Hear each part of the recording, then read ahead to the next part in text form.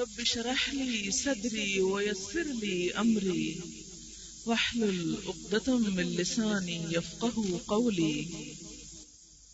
اللہ تعالیٰ کا لاکھ لاکھ شکر ہے جس نے ہمیں انسان بنایا اور اس پوری کائنات میں انسان کو عزت بخش کر تمام مخلوقات پر اعلیٰ ترین درجہ عطا کیا۔ دنیا میں ہم بے شمار چیزیں دیکھتے ہیں، وہ تمام چیزیں انسان کی خدمت کے لیے بنی ہیں۔ کائنات کی ایک بہترین مخلوق جو فرشتوں کے نام سے جانی جاتی ہے، جو نور سے بنے ہیں، جو کبھی غلطی نہیں کرتے، ہر دم اپنے رب کی اطاعت کرتے ہیں، وہ بھی انسان کے سامنے جھکائے گئے۔ اس سے آپ اندازہ کر سکتے ہیں کہ انسان کتنی قیمتی چیز ہے۔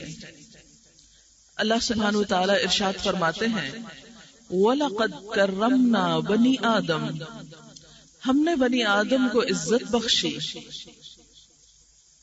دنیا میں کچھ چیزیں ایسی ہیں کہ جن کو جہاں پیدا کیا گیا وہ وہیں پر کھڑی ہیں، ہزاروں سال سے ساکت و جامد۔ پہاڑ اس کی ایک علامت ہے، بے شمار ستارے اور سیارے مسلسل اپنے سفر پر رواں دواں ہیں، لیکن اپنی مرضی سے کچھ بھی نہیں کر سکتے۔ بے شمار درخت، پھول، پھل، پودے انسان کی غذا اور انسان کے لیے بطور حسن اور خوبصورت نظاروں کے پیدا کیے گئے، یہ سب بھی انسان کی خدمت کر رہے ہیں۔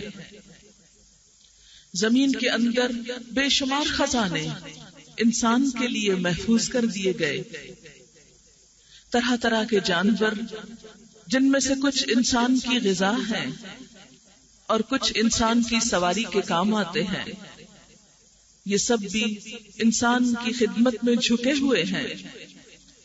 بے شمار خوبصورت پرندے جو اپنی چہچہاتی زبان کے ساتھ، اپنے طرح طرح کے نغموں کے ساتھ انسان کا دل بہلاتے ہیں اور اپنے خوبصورت پروں کے ساتھ انسان کے لیے بہترین نظارے کا سامان پیدا کرتے ہیں، یہ سب کچھ انسان کے لیے ہے۔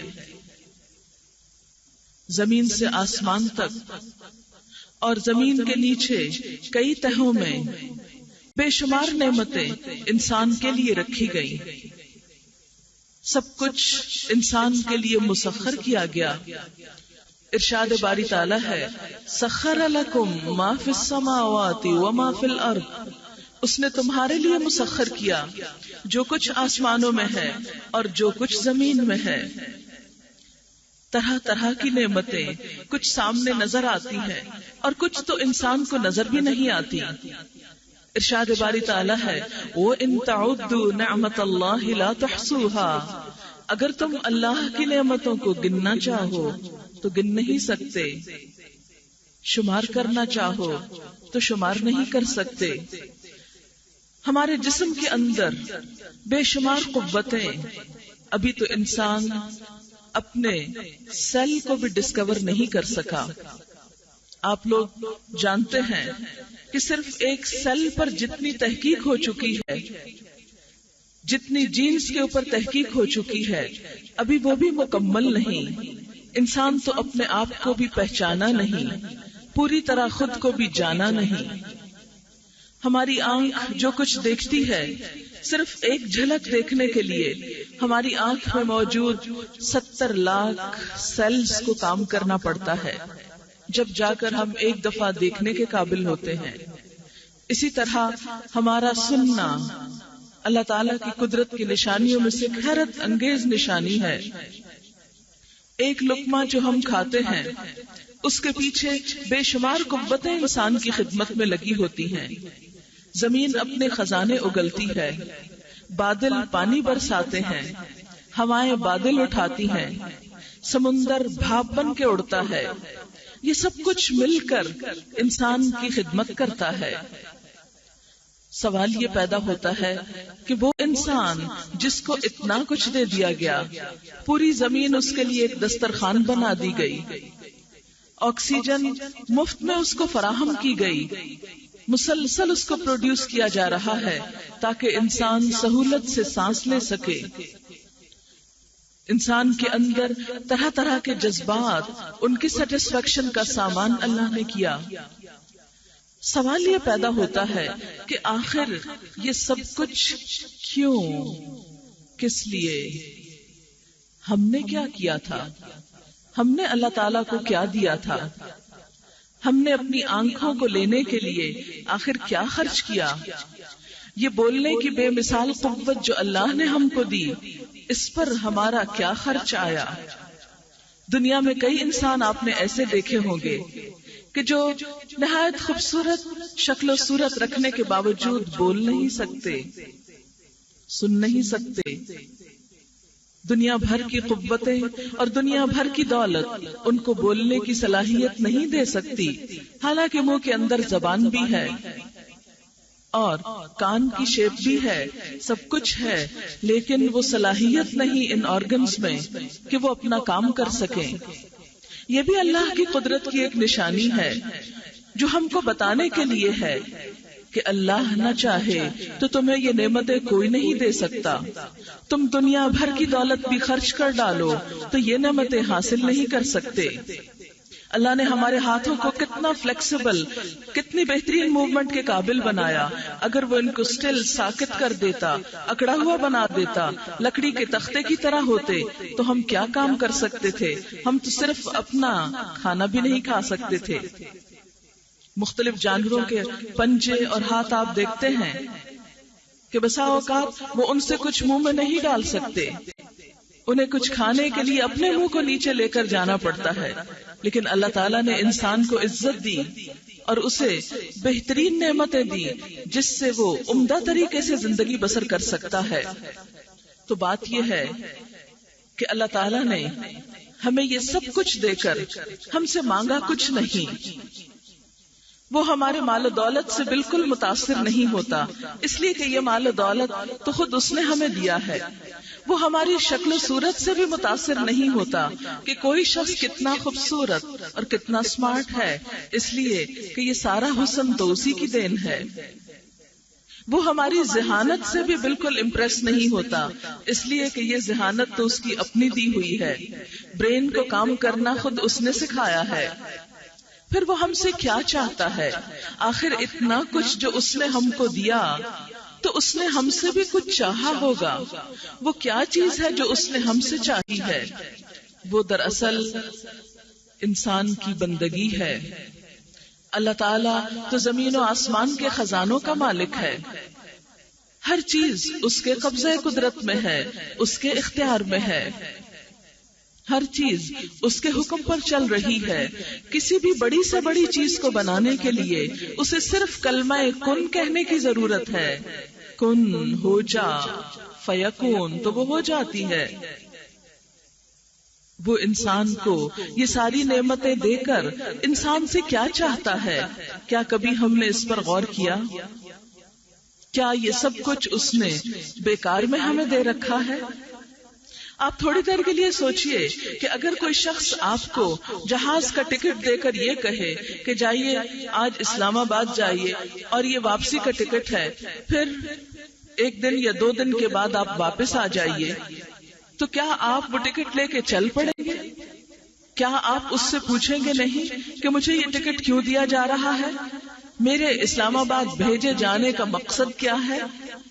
یا آپ محض اس لیے چل پڑے کہ چلیے جہاز میں بیٹھنے کا موقع مل گیا تو وہاں جا کر کچھ دن ٹھہر کر پھر واپس آ جاؤں گا، اور ٹکٹ دینے والا آپ سے یہ بھی نہ واپسی پر پوچھے کہ تم نے وہاں جا کر کیا کیا، انجوائے کیا یا کوئی پریشانی ہوئی، کوئی اچھا کام کیا یا کسی کو ستا کر آئے؟ کبھی ایسا تو نہیں ہوا۔ اگر ایسا ہو تو یہ تو بالکل ایک نان سینس سی بات لگتی ہے۔ مثلاً آپ کے والدین آپ کو یہاں ہر روز کالج میں بھیجتے ہیں، انہوں نے آپ کو یہاں پر داخل کروایا، کتابیں خرید کر دی، وہ آپ کی فیس دیتے ہیں، کیا سال کے بعد ان کو یہ پوچھنے کا حق نہیں کہ آپ نے سال بھر میں کیا کیا؟ جس کام کو بھیجا تھا وہ ہوا یا نہیں ہوا؟ اگر سال کے بعد آپ ان سے یہ کہہ دیں کہ میں نے تو کچھ بھی نہیں کیا، میں روز کالج میں اندر جاتی تھی اور وقت گزار کے باہر آ جاتی تھی، تو ظاہر ہے کہ والدین نے صرف اندر وقت گزارنے کے لیے، کھیلنے کودنے کے لیے، بات چیت کے لیے، کھانے پینے کے لیے اور محض دوستی کرنے کے لیے نہیں بھیجا۔ آپ کے کالج میں آنے کا کوئی نہ کوئی مقصد ہے۔ اسی طرح ایک شخص اگر ہاسپٹل جاتا ہے تو وہ محض مریضوں کو دیکھنے کے لیے یا سیر کرنے کے لیے نہیں جاتا، یا تو وہ ڈاکٹر کی حیثیت سے جاتا ہے اور مریضوں کا علاج کرتا ہے، یا وہ مریض کی حیثیت سے جاتا ہے اور اپنا علاج کرواتا ہے۔ یہ کبھی نہیں ہوا کہ ایک شخص ہاسپٹل تو جائے لیکن گھوم پھر کر واپس آ جائے، اور اگر اس سے پوچھا جائے تو وہ صرف یہ کہے کہ ہاں میں کچھ دن محض دیکھنے کے لیے گیا تھا۔ کوئی بھی شخص بلا وجہ ہاسپٹل نہیں جایا کرتا۔ انسان کہیں پر جو جاتا ہے تو اپنے ذہن میں ایک واضح مقصد لے کر جاتا ہے، اور جب واپس آتا ہے تو اپنا حساب کرتا ہے کہ کیا میرا وہ مقصد پورا ہوا یا نہیں۔ تو بات یہ ہے کہ اس دنیا میں آنا بھی ہمارا محض بیکار نہیں۔ صرف ہم یہاں کھانے پینے کو نہیں آئے، صرف سیر و تفریح کو نہیں آئے، صرف دنیا کے یہ خوبصورت نظارے دیکھنے کو نہیں آئے، یا چند چیزوں کو زمین سے کھود کر نکال کر استعمال کرنے کو، یا ستاروں کی موومنٹ کو دیکھ کر اس سے کچھ باتیں اخذ کرنے کو، یا نیچر کے کچھ لاز کو جاننے کو نہیں آئے۔ ہمارا یہاں آنے کا مقصد اس سے بڑھ کر ہے، اس سے آگے ہے، اور وہ کیا ہے؟ ہم سب کو یہ معلوم ہونا چاہیے کہ ہمیں جو اس دنیا میں طرح طرح کی نعمتیں دے کر پیدا کیا، تو آخر اس کا بھی تو کچھ مقصد ہوگا۔ اللہ سبحانہ و تعالیٰ قرآن پاک میں فرماتے ہیں، ما خلقنا السماوات والارض وما بینہما لاعبین، کہ ہم نے آسمانوں اور زمین کو اور جو کچھ ان دونوں کے درمیان ہے کھیل تماشے کے طور پر نہیں پیدا کیا۔ ما خلقناہما الا بالحق، ہم نے ان کو حق کے ساتھ پیدا کیا۔ وہ حق کیا ہے؟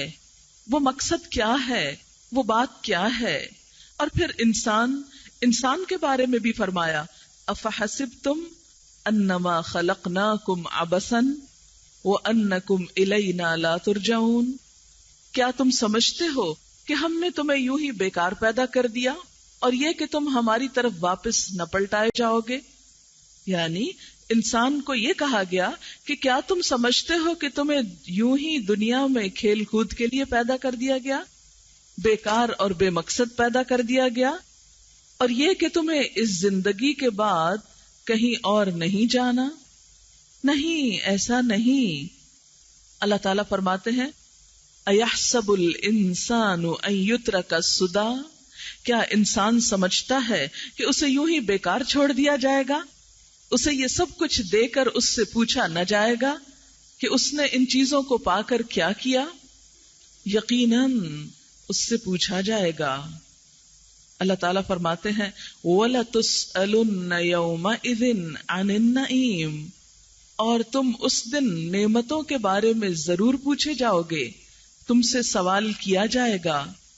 وہ کیا سوال ہے جو ہم سے کیا جائے گا، اور وہ کیا بات ہے جو ہم سے پوچھی جائے گی، اور کیا واقعی ہماری واپسی بھی ہے؟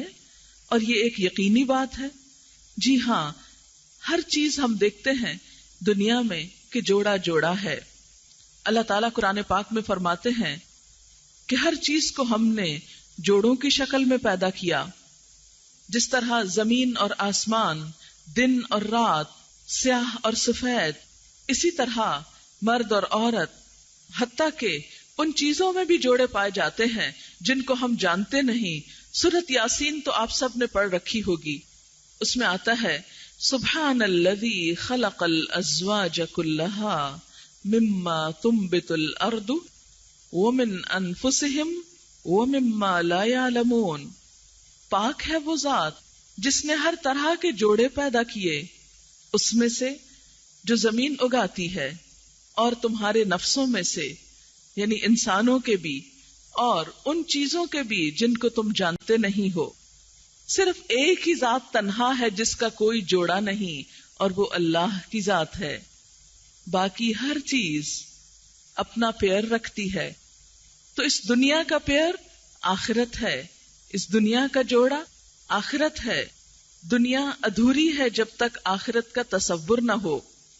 بالکل اسی طرح جیسے اس کالج میں آپ آ کر امتحان نہ دیں تو آپ کا آنا بیکار ہے، ایسے ہی اللہ تعالیٰ نے اس دنیا میں ہم کو بھیج کر پھر ہمارا ایک امتحان رکھا، اور ہم سے سوال کیا جائے گا، اور وہ اس دنیا میں واپسی لازمی ہے.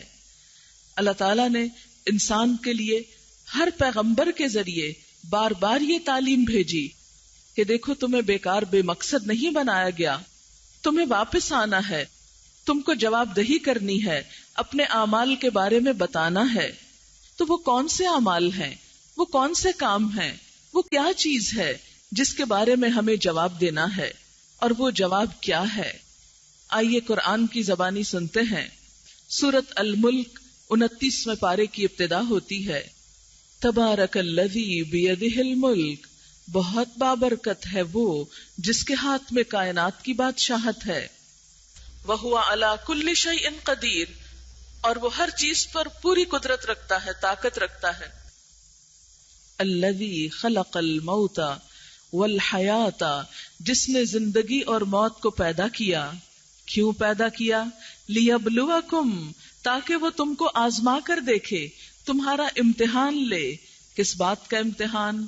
ایکم احسن عملا، کہ تم میں اچھے کام کرنے والا کون ہے. گویا ہم سب کا اس دنیا میں ایک امتحان لیا جا رہا ہے.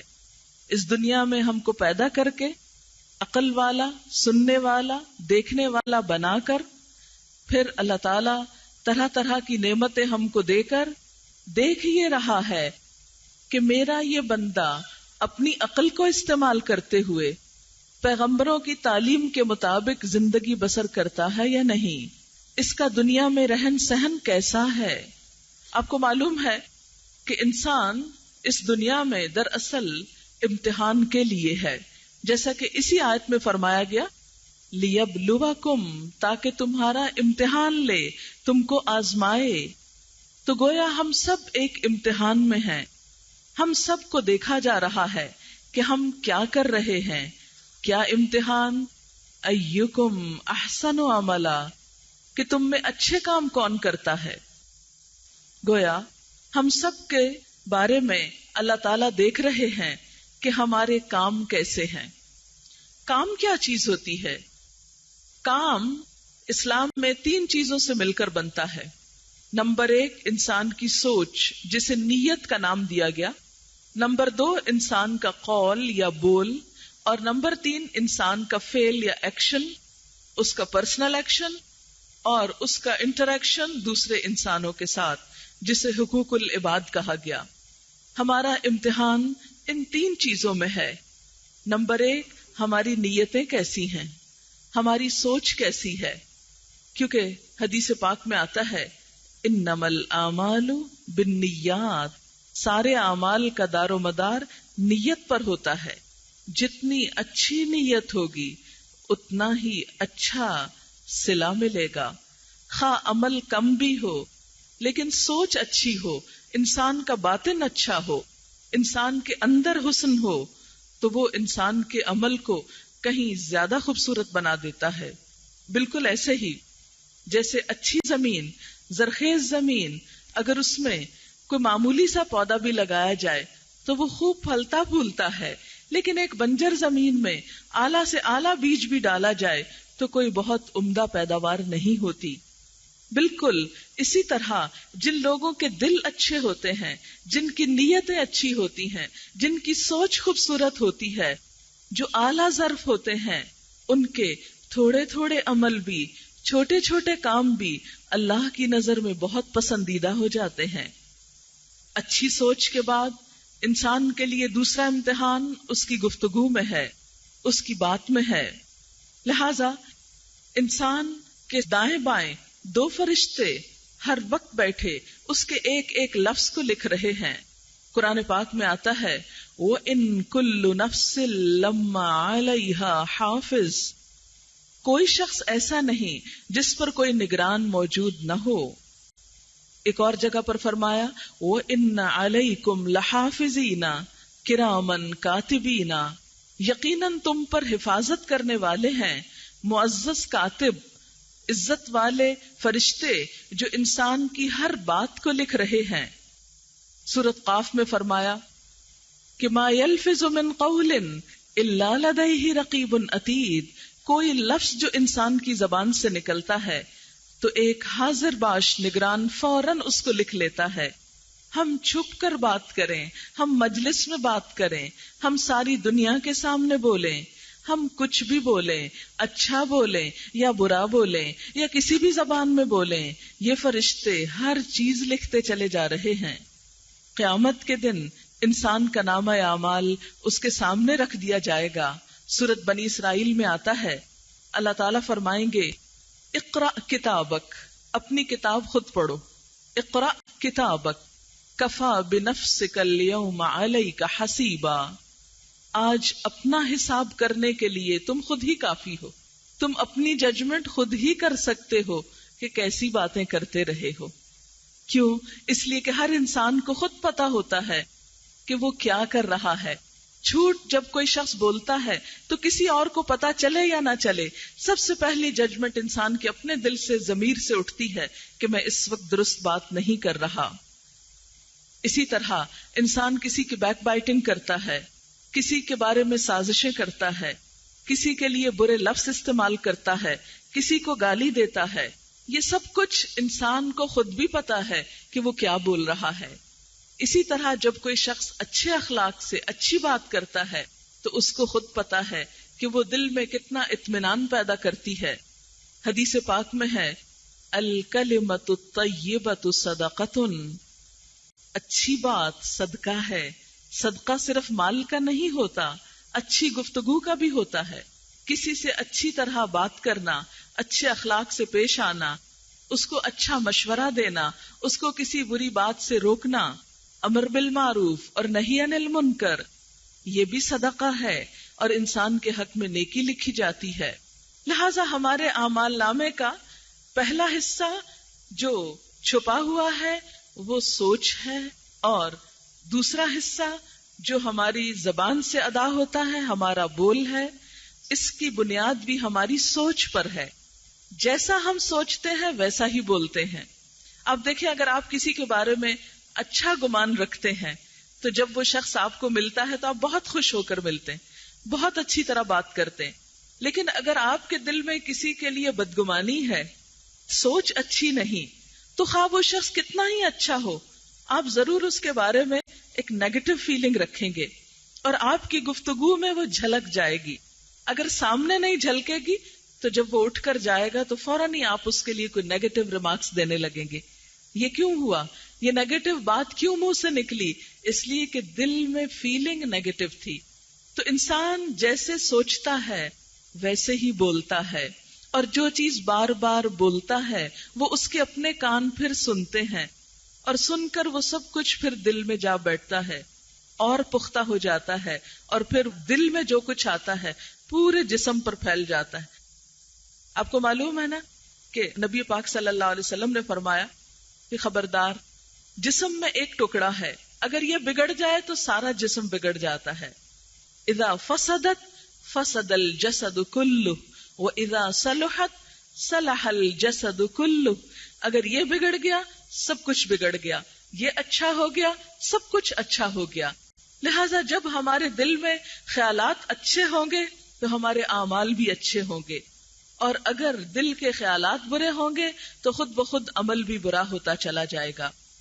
ویسے بھی آپ کو معلوم ہے کہ ہارٹ ہی سارے جسم میں خون کی سپلائی کرتا ہے، اور جہاں خون نہیں جسم میں، وہ تو جسم ویسے ہی مردہ ہو جاتا ہے، شل ہو جاتا ہے. بلڈ سرکولیشن کے نہ ہونے کی وجہ سے ہم کچھ بھی کرنے کے قابل نہیں رہتے.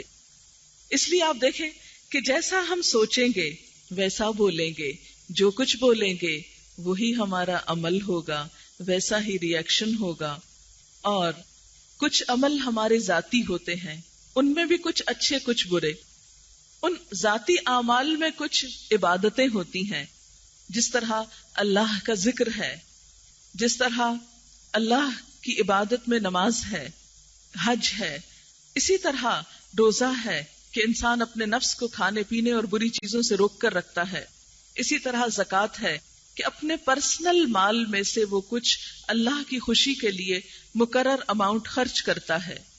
یہ سب انسان کے اپنے پرسنل عمل ہیں. لیکن عمل کا دوسرا اہم ترین حصہ معاملات کا ہے. معاملہ، ایک دوسرے کے ساتھ عمل کرنا، انٹریکشن، یہ حقوق العباد ہیں. انسان کا پرسنل عمل اگر کچھ کم بیش بھی ہو گیا تو معافی ہو سکتی ہے، لیکن اگر انسانوں سے تعلقات خراب ہو گئے تو جب تک انسان معاف نہیں کریں گے اللہ تعالیٰ معاف نہیں کریں گے. آج ہم سب کی مشکل یہ ہے کہ ہمارے انسانی تعلقات بگڑ چکے ہیں. انسان انسان کا دشمن بنتا جا رہا ہے. شوہر بیوی کے درمیان دیکھیے، والدین اولاد کے درمیان دیکھیے، بہن بھائیوں کے درمیان دیکھیے، کلیگز کے درمیان دیکھیے، اکٹھے رہنے والوں کے درمیان دیکھیے. ہر جگہ کچھ نہ کچھ تلخیاں، کچھ نہ کچھ نیگیٹو فیلنگز، کچھ نہ کچھ ایک دوسرے کے لیے غلط رویے، یہ ہمارے معاشرے میں بہت عام ہوتے چلے جا رہے ہیں. ہماری آبادی کا ایک بہت بڑا حصہ ان پڑھ ہے، وہ جانتے ہی نہیں، وہ علم سے محروم ہیں. آلموسٹ 70% ہماری آبادی کا حصہ، آدھے سے بھی زیادہ علم سے محروم. ان کو تو اچھائی برائی کے پیمانے بھی زیادہ معلوم نہیں. وہاں کس قدر آپس میں جھگڑے، فساد اور ایک دوسرے کے ساتھ برا سلوک ہے، تو ان اندھیروں کا تو ہم اندازہ کر ہی سکتے ہیں. لیکن افسوس کہ بسا اوقات ہمارے پڑھے لکھے طبقے میں بھی بعض اوقات ایسی چیزیں پائی جاتی ہیں جو ہمارے تعلقات کی خرابی کا سبب بنتی ہیں. آپ دیکھیے کہ نبی صلی اللہ علیہ وسلم دنیا میں کیوں تشریف لائے. آپ نے فرمایا میں اس لیے آیا ہوں کہ اچھے اخلاق کو مکمل کر دوں. انما بعثت لاتمم مکارم الاخلاق. یہی وجہ ہے کہ آپ صلی اللہ علیہ وسلم کا چہرہ ہر وقت مسکراتا ہوتا. آپ کی زبان سے کبھی کسی نے گالی نہیں سنی، آپ نے کبھی کسی کو تانا نہیں دیا، آپ کی زبان سے کبھی شدید غصے میں بھی ناحق لفظ نہیں نکلا. لیکن آج ہم آپ ہی کی امت ہیں، آپ ہی کے دین کی بات کرتے ہیں، لیکن ہمارے اندر یہ اخلاق کیوں نہیں رہا؟ ہم اچھی طرح ایک دوسرے سے بات کیوں نہیں کر سکتے؟ آپ صلی اللہ علیہ وسلم نے فرمایا کہ خدا کی قسم تم اس وقت تک جنت میں نہیں جا سکتے جب تک مومن نہ ہو. تم مومن نہیں بن سکتے جب تک کہ تم آپس میں محبت نہ کرو. 3 چیزیں، جنت نہیں جب تک ایمان نہ ہو، ایمان نہیں جب تک آپس کی محبت نہ ہو. ہمارے ہاں ایمان کی ڈیفینیشن بس وہ لگی بندھی رٹی رٹائی کیا ہے، آمنت باللہ و ملائکتہ و کتبہ و رسلہ والیوم الآخر، ایمان مفصل اور مجمل، بس یہی ہم اسلامیات کی کتابوں میں رٹ لیتے ہیں. لیکن اس سے آگے بڑھ کر ایمان کے تقاضے کیا ہیں، ایمان کا دائرہ کار کیا ہے، وہ ہم کبھی نہیں سوچتے. لیکن آپ صلی اللہ علیہ وسلم نے ایمان کا تعلق اخلاق سے بھی بتایا. کوئی خطبہ کم ہی ہوتا کہ جس میں آپ یہ نہ فرماتے کہ لا ایمان لمن لا امانت لہ ولا دین لمن لا عہد لہ. اس شخص کا تو ایمان ہی نہیں جس کے اندر امانت نہیں، اس شخص کا تو دین ہی نہیں جس کے اندر وعدے کی پابندی نہیں. آپ خود سوچئے، یہ تو منافق کی صفات ہوتی ہیں. لیکن آج کتنے افسوس سے یہ بات کہنی پڑتی ہے کہ ہم مسلمان ہوتے ہوئے ان اعلی اخلاقی اقدار سے محروم ہو گئے. ہمارے لیے ترقی کی راہ اور آگے بڑھنے کی راہ اسی میں ہے کہ ہم سب سے پہلے اپنے اخلاق کو سنواریں. اور اخلاق اسی وقت سنور سکتا ہے جب ایمان مضبوط ہو، کیونکہ ایمان بیج ہے اور اخلاق پھول ہیں۔ اس وقت میرے سامنے یہ جو پھول رکھے ہوئے ہیں یہ اسی شکل میں نہیں، زمین میں لگا تھا، اور اس پودے کے نیچے زمین کے اندر ایک بیج تھا۔ بالکل ہماری زندگی میں اخلاق پھولوں کی طرح ہے، جو اپنی ایک خوشبو رکھتا ہے، اپنا ایک حسن رکھتا ہے۔ یہ حسن اور یہ پھول صرف ٹیمپریریلی آرٹیفیشل طریقے سے اوپر نہیں لگائے جا سکتے، اس کا ڈیپ روٹڈ ہونا ضروری ہے، اور وہ کیا ہے کہ ہمارے دلوں کے اندر اللہ کی محبت ہو۔ جب اللہ کی محبت آئے گی تو اس کی مخلوق کی محبت بھی آئے گی، اور جب اس کی مخلوق کی محبت ہوگی تو ان سے اخلاق بھی ہمارا اچھا ہوگا۔ جب اخلاق اچھا ہوگا تو ایمان مکمل ہو جائے گا۔ یہ پورا ایک سرکل ہے جو بیچ میں سے کہیں سے نہیں ٹوٹتا۔ اسلام ایک مکمل دین ہے۔ آپ بار بار کتابوں میں پڑھتے ہیں کہ اسلام ایک مکمل دین ہے، اور یہ مکمل دین اسی وقت ہوتا ہے جب اس کے سارے تقاضے پورے کیے جائیں، جب دل میں ایمان ہو، جب انسان کا اخلاق اچھا ہو، اور جب اس کے طرز زندگی میں وہ چیزیں ہوں جو نبی صلی اللہ علیہ وسلم لے کر آئے۔ ہم سب سے کہا گیا کہ آپ صلی اللہ علیہ وسلم تم سب کے لیے خوبصورت نمونہ ہیں، کہ لقد کان لکم فی رسول اللہ اسوۃ حسنہ، اللہ کے رسول صلی اللہ علیہ وسلم کی زندگی تمہارے لیے خوبصورت نمونہ ہے۔ لیکن آج ہم مسلمان ہوتے ہوئے اپنی زندگی کا اگر جائزہ لیں تو کتنی چیزیں ایسی ہیں کہ جو آپ کے اخلاق کے مطابق ہیں، کیا ہم اس معیار پر پورے اترتے ہیں؟ اگر اس اخلاق کے حامل نہیں ہم، تو پھر قیامت کے دن آپ کے ساتھ کیسے رہ سکیں گے؟ حوض کوثر پر آپ سے ملاقات کیسے ہوگی؟ آپ شفاعت کیسے کریں گے؟ آپ کے ساتھ جنت میں کیسے رہ سکیں گے؟ آپ کے قریب آپ کے قدموں میں جانے کی سعادت کیسے ملے گی اگر آپ والا لایا ہوا دین ہی نہیں اپنایا، آپ کا اخلاق ہی نہیں لیا، اور آپ جس مقصد کے لیے دنیا میں آئے اس مشن کو پورا ہی نہیں کیا؟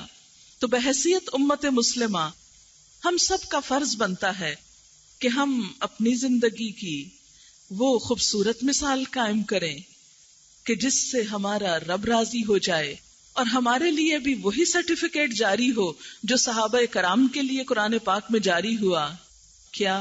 رضی اللہ عنہم ورضوا عنہ، اللہ ان سے راضی ہو گیا اور وہ اللہ سے راضی ہو گئے۔ آج ہم سب کو اپنا اپنا جائزہ لینا چاہیے کہ کیا ہم اس مرحلے کی تکمیل کے لیے اپنے قدم اٹھانے کو تیار ہیں؟ آپ دیکھیے کہ ہم سب کی اصل منزل جنت ہے۔ دنیا میں ہم چند سال کے لیے آئے ہیں، بالکل ایسے ہی جیسے اس کالج میں آپ چند سال کے لیے ہیں، کوئی 2 سال کے لیے، کوئی 4 سال کے لیے۔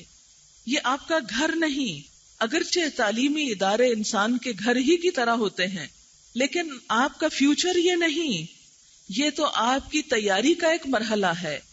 بالکل اسی طرح جنت اصل گھر ہے، دنیا تیاری کی جگہ ہے، ٹیمپریری، عارضی، وقتی جگہ، کہ جہاں ہمیں اپنے اگلے گھر کے لیے کچھ تیار کر کے بھیجنا ہے۔ ہم سب سوچیں کہ ہم اپنے لیے کیا تیار کر رہے ہیں۔ یاد رکھیے، جنت پرامن لوگوں کی بستی ہے، جنت پرامن لوگوں کی جگہ ہے۔ وہاں ان لوگوں کا داخلہ ممنوع ہے جو لڑنے جھگڑنے والے ہوں، جو گالی گلوچ کرنے والے ہوں، جو کالے دل رکھتے ہوں، جو لوگوں سے نفرت کرتے ہوں۔ جنت ان کے لیے نہیں۔ حتیٰ کہ اگر کسی شخص کے عمل بہت اچھے ہوئے لیکن اس کے دل میں کچھ نہ کچھ ایسی چیز باقی بچ گئی، تو حدیث پاک میں آتا ہے کہ وہ جنت میں داخل ہونے سے پہلے ایک پل پر روکے جائیں گے جہاں ان کے دلوں کو صاف کیا جائے گا، پھر وہ جنت میں جا سکیں گے۔ لیکن اگر یہ صفائی کی کوشش اس دنیا میں شروع ہوگی تو ہی وہاں تک پہنچ سکیں گے۔ لہذا ہمیں اپنے اعمال کی اصلاح صرف ظاہر سے نہیں، اندر سے شروع کرنی ہے، اپنے دلوں کا جائزہ لینا ہے۔ ایمان کی علامت قرآن میں بتائی گئی، والذین آمنوا اشد حبا للہ، وہ لوگ جو ایمان لائے اللہ کی محبت میں سب سے زیادہ شدید ہوتے ہیں، سب سے آگے ہوتے ہیں.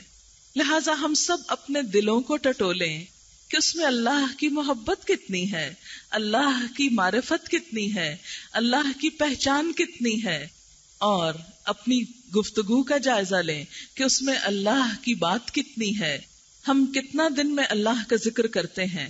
نبی صلی اللہ علیہ وسلم کے بارے میں آتا ہے کان یذکر اللہ فی کل احیان، کہ وہ ہر وقت اللہ کا ذکر کرتے تھے، چلتے پھرتے اٹھتے بیٹھتے. جیسے قرآن میں آتا ہے الذین یذکرون اللہ قیاما وقعودا وعلی جنوبہم، کہ وہ اللہ کو یاد کرتے رہتے ہیں. کیونکہ جس سے محبت ہو وہ تو ہر دم دل میں رہتا ہے نا، ہر دم انسان اس کو یاد کرتا ہے. تو ایمان والے کون ہوتے ہیں؟ جو ہر ایک سے بڑھ کر اللہ سے محبت کرتے ہیں. اس لیے ہم سب نمبر 1 اپنے دل کا جائزہ لیں کہ اللہ کی محبت کتنی ہے. نمبر 2 اپنی زبان کا جائزہ لیں کہ اللہ کی یاد کتنی ہے، ہم کتنا ذکر کرتے ہیں. آپ کو معلوم ہے کہ کائنات میں ہر چیز اللہ کا ذکر کر رہی ہے. قرآن پاک میں آتا ہے وَإِن مِّن شَيْءٍ إِلَّا يُسَبِّحُ بِحَمْدِهِ وَلَكِن لَّا تَفْقَهُونَ تَسْبِيحَهُمْ، کوئی چیز ایسی نہیں جو اللہ کی تسبیح نہ کرتی ہو لیکن تم ان کی تسبیح سمجھتے نہیں. ہر چیز اس کا ذکر کر رہی ہے، ایک ایک ذرہ اس کے ذکر میں ہے.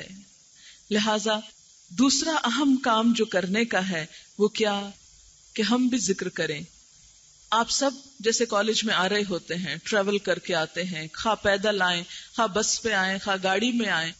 آتے ہوئے بعض اوقات ہم بالکل خاموش بیٹھے رہتے ہیں، بعض اوقات اشاروں پہ گاڑیاں رکتی ہیں، ہم بہت بیزار ہوتے ہیں.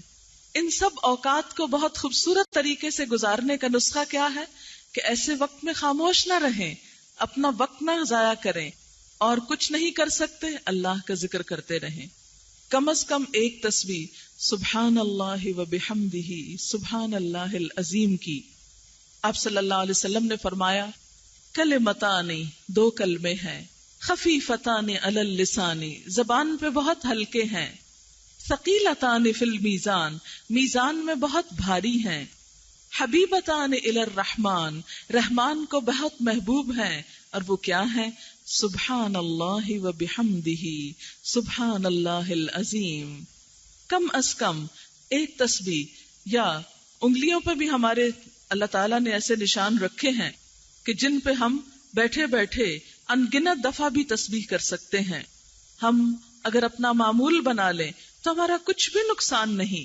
اور آپ دیکھیں گے کہ اگر یہ ذکر پابندی سے ہوگا تو آپ کے دل میں اللہ کی محبت خود بخود آنے لگے گی. کیونکہ انسان جس کو یاد کرتا رہتا ہے اس کی محبت دل میں اتنی ہی زیادہ ہوتی رہتی. کوئی بھی چیز کتنی بھی خوبصورت ہو، اگر اس کو آپ بند کر کے رکھ دیں تو آپ اس کو بھول جائیں گے. اللہ کی یاد، اللہ کی محبت کتنی بھی آپ کے دل میں ہو، لیکن اگر آپ اس کو چھیڑیں گے نہیں، اس کا ذکر نہیں کریں گے تو وہ سو جائے گی، وہ سٹل ساکت ہو جائے گی. لہذا ہر روز لازمی طور پر، کیونکہ وہ ذکر جو پابندی سے نہ کیا جائے وہ اتنا فائدہ نہیں دیتا، تو آپ اپنی عادت بنا لیجئے آتے ہوئے کم از کم ایک تسبیح سبحان اللہ و بحمدہ سبحان اللہ العظیم کی. آپ لازمی طور پہ محسوس کریں گے کہ آپ کے دل کو اطمینان ہونے لگا ہے، آپ کے سکون میں اضافہ ہوگا، آپ کے اضطراب میں کمی ہوگی، کیونکہ اللہ کا وعدہ ہے الا بذکر اللہ تطمئن القلوب، سنو اللہ کے ذکر سے دل اطمینان پاتے ہیں. دوسری چیز، جب آپ واپس جا رہے ہوں گھر تو ایک اور چیز اگر پڑھ سکیں وہ ہے استغفر اللہ ربی من کل ذنب واتوب الیہ. نبی صلی اللہ علیہ وسلم اللہ کے محبوب ترین تھے، اس کے باوجود دن میں 70 سے 100 بار استغفار پڑھتے تھے. کم از کم 70 اور زیادہ سے زیادہ 100 دفعہ. اگر اللہ کے رسول صلی اللہ علیہ وسلم اتنے بلند مرتبے رکھتے ہوئے استغفار پڑھتے تھے تو کیا ہمیں ضرورت نہیں؟ ہم تو ہر لمحے کچھ نہ کچھ گناہ کر لیتے ہیں، چاہتے نہ چاہتے ہوئے، تو ہمیں بھی استغفار کی ضرورت ہے. حدیث پاک میں ہے من لزم الاستغفار، جس نے پابندی سے استغفار پڑھا، جعل اللہ لہ من کل ہم فرجن، اللہ ہر مشکل سے نکلنے کا اس کے لیے کوئی راستہ بنا دے گا. کہیں بھی راستہ بند ہوا کچھ نہ کچھ راستہ نکل آئے گا، ہر مشکل کا حل مل جائے گا. اس لیے ایک تسبیح استغفار کی اور وہ واپسی پہ اپنی عادت بنا لیں. یہ میں آنے اور جانے کی بات اس لیے کر رہی ہوں، کوئی پابندی نہیں کہ آپ اسی وقت میں پڑھیں، لیکن اس طرح ایک تو سفر اچھا گزرے گا، دوسرا آپ بھولیں گے نہیں. اگر کسی اور ٹائم پر رکھیں گے تو آپ کو یاد ہی نہیں رہے گا. اگر نماز کے بعد رکھیں گے تو نماز میں اتنا وقت لگ جاتا ہے کہ اس کے بعد اگر تسبیحاں کرنی شروع کر دے تو اور زیادہ وقت لگ جائے گا. اس لیے ایک تسبیح آتے میں ایک جاتے میں. اور اس کے علاوہ آپ بیٹھے کچھ بھی کر رہے ہیں، آپ اپنے زبان سے کبھی درود شریف پڑھیے، صلی اللہ علیہ وسلم یا اللہم صلی علی محمد. یہ چھوٹے سے چھوٹا درود ہے. ایک دفعہ درود پڑھنے سے 10 رحمتیں آتی ہیں.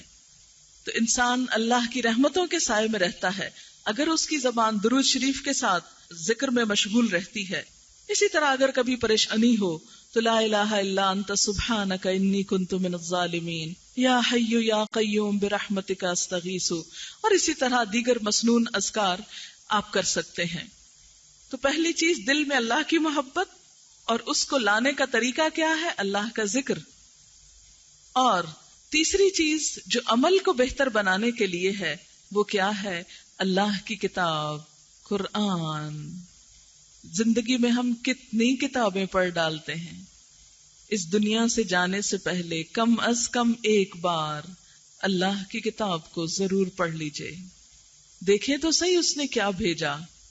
کیا جب ہم اللہ کے سامنے جا کر قیامت کے دن کھڑے ہوں گے، ہم سب کا یقین ہے نا، ایمان ہے نا کہ ہمیں کھڑے ہونا ہے، ہم سب کو واپس جانا ہے.